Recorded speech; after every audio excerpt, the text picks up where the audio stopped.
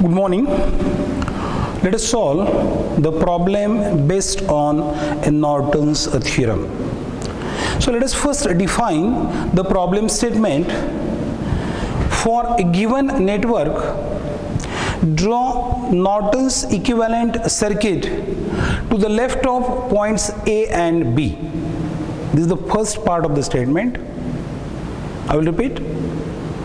Draw a Norton's equivalent circuit to the left of points A and B, and second part is to find the current flowing through 9 ohm resistance. Okay, that means what is the problem statement is there? It is divided in two parts. In first, we have to draw Norton's equivalent circuit, and in the second part we have to calculate current flowing through 9 ohm resistance. Yesterday we have covered Norton's theorem. A Norton theorem is the dual of a Thevenin's theorem. So if we recall the statement of Norton's theorem, then you will get the statement like this: when any complicated network consists of number of energy sources and circuit elements which is placed between the two terminals, then entire complicated network can be replaced with a simple current source, and that current source includes RSC as the magnitude and one resistance which is in parallel with ISC, which we are defining as a Norton's equivalent resistance.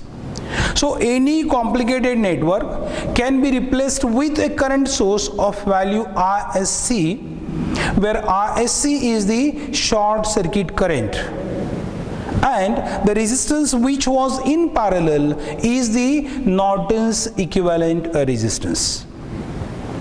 Now to calculate the RSC, the procedure is whatever the terminals are there in which the load is connected, those two terminals we have to short. That means the entire load is short circuited and we have to calculate current flowing through that short. That is the first calculation.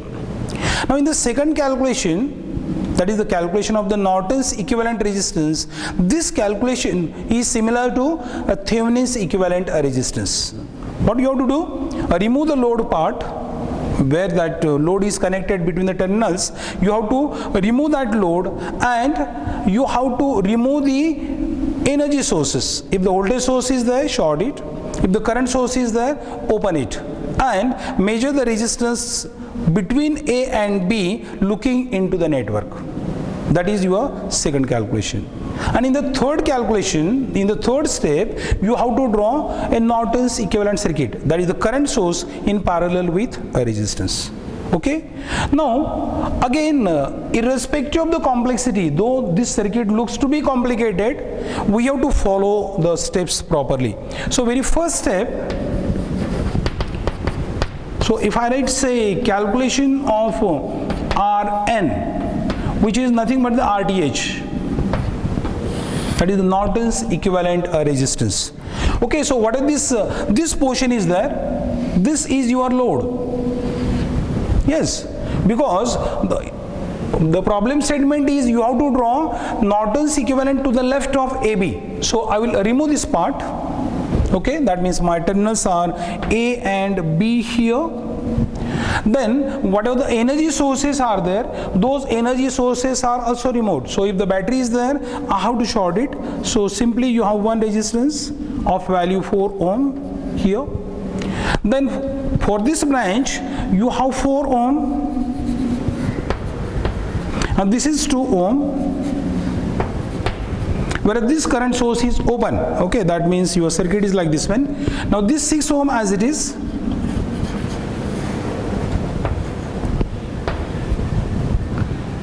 and you have to measure the resistance in this direction, that is Rn or RTH. Now if I want to measure the resistance from right to left, I have to simplify the network from left to right. Okay, so with this one you will get Rn, that is nothing but the RTH, is equal to this 4 and 2 are in series, that is us to 6. So 6 parallel 6 parallel 4. Okay, that means your resistance is 4 parallel 6 parallel 6. So 6 parallel 6 you will get 3. Okay, 6 parallel 3 you will get 3. So 3 parallel with 4, it is 4 into 3 divided by 4 plus 3. So it is 12 divided by 7. So this comes out to be 1.714. So it is 1.714 ohm. Right? So what are the first result we got? Rn is equal to 1.714 ohm. Okay, so this is the first step. In the second step, step 2, we have to calculate ISC, calculation of ISC, that is the short circuit current. Now what we have to do, this is my load, entire circuitry I will treat as a load, this I will short. Okay, that means I have to place short circuit here, and then through that short I have to calculate the current. So whatever the equivalent circuit is there, after that modification, that circuitry is like this one. Okay, so these are the resistances and the sources. Okay, so this is 4 ohm, this is 7 volt, 4 ohm, 2 ohm, this is 8 ampere, then you have 6 ohm, and here you have the terminals A and B. And this load now I have to replace by short circuit.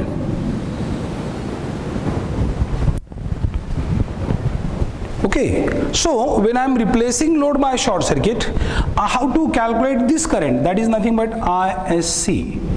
Now this ISC is either flowing in the downward direction or upward direction, that depends on whatever the energy sources you have. Are you getting the point? And one more point that is to be noted, when you have a resistance in parallel with a short, here this 6 ohm is across the short circuit. That means this 6 ohm straightway goes, because 6 into short, that is a 0 resistance, is a 0 itself. Now I have to calculate ISC because of two sources, 7 volt and 8 ampere. So here, in order to find out ISC, I will use, say, superposition theorem. See the complexity of the problem. You can use any method, but just to practice this superposition theorem, say I am using a superposition theorem here. So what is the superposition theorem? Find out ISC when, because of 7 volt, note the direction, then find out ISC2 because of 8 ampere, note the direction, and then have an algebraic sum. Right? So when I am using superposition theorem for finding this ISC, since two sources are there, I have to calculate two currents, ISC1 and ISC2. Then I will take the algebraic sum. So to find out ISC1, this 8 ampere source must be removed. Okay, meaning I have to open this 8 ampere source. So whatever your circuit is there, for ISC1, the circuit is like this one. This is 4 ohm, this is 7 volt, here you have 4 ohm, this is 2 ohm, we have opened this one, and here you have ISC1. Because the current flowing through this short, because of 7 volt battery only, I have used the notation ISC1. So once again, this 4 and 2 are in series, which are placed across the short circuit. So what will happen? This 4 and 6 goes, because whatever the equivalent resistance is there, that becomes like this one. So your ISC1 in this case is nothing but 7 divided by 4, because whatever this current is there, it is the same current. So it is 7 volt divided by 4 ohm. So it comes out to be 1.75 volt ampere. So it is 1.75 ampere, right? Are you getting this one? So this is ISC1. Now I have to calculate ISC2. Now what is ISC2? That is the current flowing through the same terminals, that is A to B short circuit, by considering 8 ampere only. So at that time this 7-volt battery must be removed. That means I have to short 7-volt battery. So your equivalent circuit is like this one. Okay, so it is 4 ohm. This is shorted. Then I have 4 ohm, 2 ohm, and here you have the current source of value 8 ampere, right? And this is the short through which we have to calculate the current. Okay, so there we have taken the direction like this one, ISC2. Okay, so see, if this 4 ohm is connected between these 2 points, and between the 2 points again you have the short.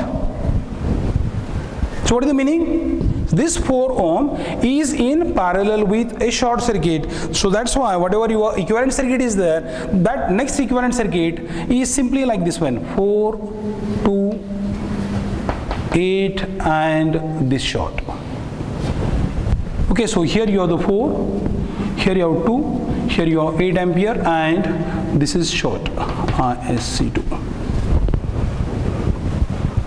Now if you again use your imagination skill, this circuit you can look like this one, 2 ohm and 4 ohm are in parallel, because this is one point which is common for all these 3 elements, and this is another common point. Okay, that means this circuit I can redraw like this one. Here 2 ohm, here 8 ampere, and finally here 4 ohm. And here is the short.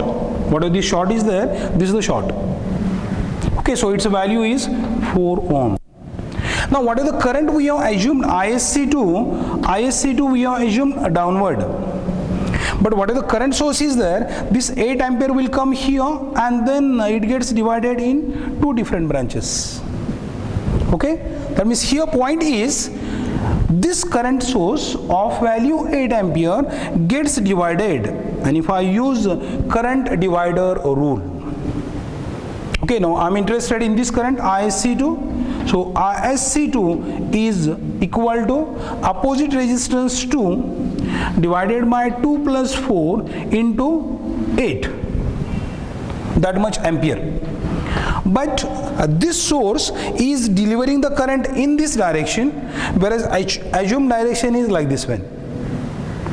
इसका मतलब क्या हुआ? Whatever the sign is there, this sign is a negative. Okay, that means if you calculate ISC2, this is 2 or rather 16 by 6, it comes to be how much? 2.66 ampere. Just check the answer. Okay, that means your ISC2 is minus 2.66 ampere. ISC1 is 1.75 ampere. That means finally, if I calculate ISC is equal to ISC1 plus ISC2. So this is 1.75 minus 2.66. So that is equal to minus 0. See, just I'll check. 0.91 ampere. Okay, 0.91 ampere, right? Okay, so the meaning of this ISC negative is actual current. Now we assume the current in this direction. So actual current is flowing in upward direction. That is the simple meaning. Okay, so try to get the things.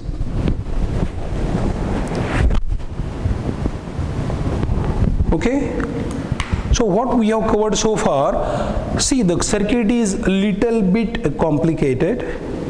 The problem statement is draw a Norton's equivalent to the left of points AB. For drawing that Norton's equivalent, we have covered two steps. In first step, we have calculated Norton's equivalent resistance Rn, which is similar to Thevenin's equivalent resistance RTh, and its value comes out to be 1.714. Now to find out ISC, what this load circuitry is given, we have replaced that load circuitry by short circuit.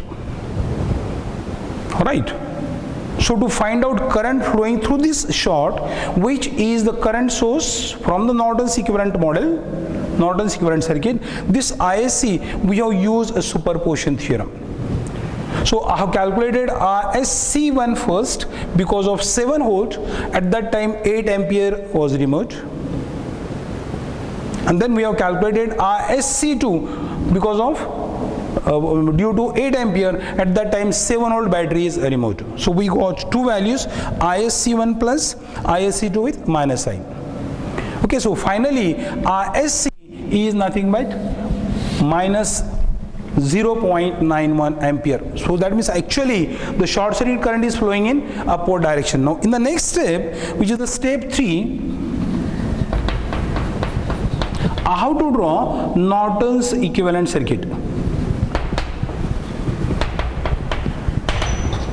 Now this Norton's equivalent circuit consists of a current source.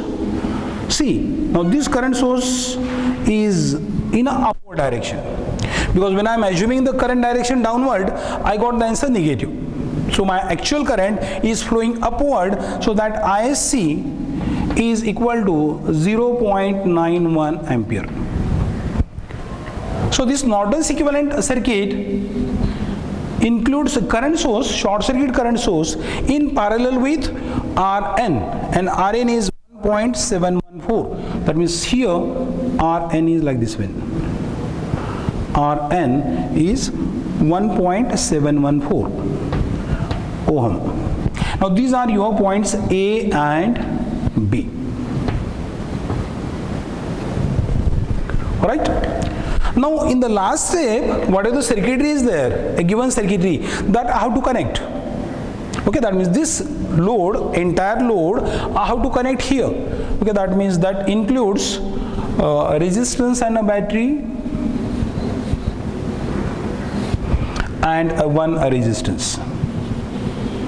Get the point? So this is 10 ohm, this is 9 ohm, and the battery is of potential 12 volt.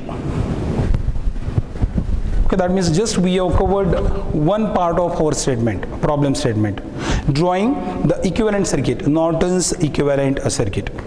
Now the second part of the problem is find out the current flowing through 9 ohm. That already we have stated here, current flowing through 9 ohm. Okay, again if you look at the circuit, you have different options. You can make use of, since the two sources are there, the method you can use as a superposition. You can use mesh analysis. You can use node analysis. The choice is up to you. So if I use, say, node analysis method to find out this current through 9 ohm. Very quickly, what is node analysis method? Find out the nodes. Okay. How many nodes are there? Just find out. Treat one node at a reference potential. Then apply the KCL at different nodes. What are the simultaneous equation you got? After applying KCL, solve the simultaneous equation. You will get nodal voltages. And by knowing the nodal voltages, you can calculate the required current. Okay. So, if you look at the circuit, this is node A. Whereas here, a node B is there. Is it enough? Only two nodes? Yes. This is the common part. I have a single node. This is again the common part. I have a single node. That means only two nodes are there. This node is with voltage, say VB. And I will take this VB potential at a reference voltage of 0 volt. Now what if this A node is there? Okay. This A node is at potential VA. And that VA is unknown. Okay, So now how to calculate VA? So what I need is the currents. Okay, so this current is say incoming current, this is outgoing, say this is outgoing, say this is outgoing. That means when you are using node analysis method, you have to just write the currents and then apply the KCL. So incoming current is equal to outgoing currents. Okay, so if I write say this is I1, I2 and I3, then applying KCL at node A. What is that KCL equation? Incoming current is equal to sum of outgoing currents. Okay, that means whatever your current equation is there, that equation is like this one. 0.91 is the incoming current, that is equal to this current, that is current leaving from the node. So it is VA minus 0 divided by this resistance, which is 1.74 plus this current now. So it is VA minus this battery of minus 12 volt divided by 9 ohm. Are you getting the point? Plus one more current, that is I3 current. That means here you have 0.91 is equal to I1 plus I2 plus I3. That is the KCL equation, and just we are putting the values of I1, I2 and I3. So this I3 current is again VA, here potential is 0 divided by 10. Okay, that means this is your KCL equation. Incoming current is equal to sum of outgoing currents. So what you have to calculate? VA.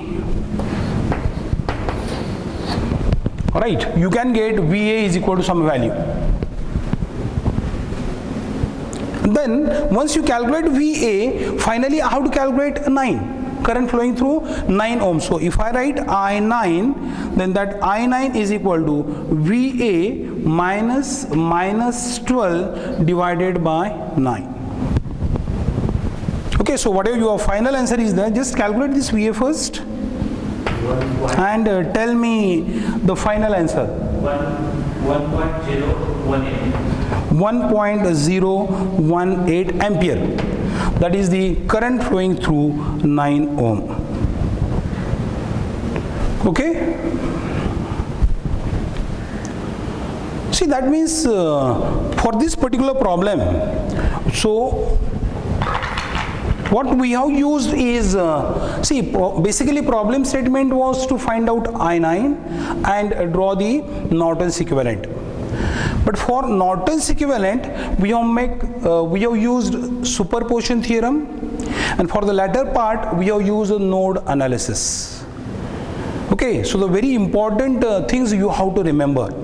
For solving a particular problem, you have to make use of different laws, different theorems.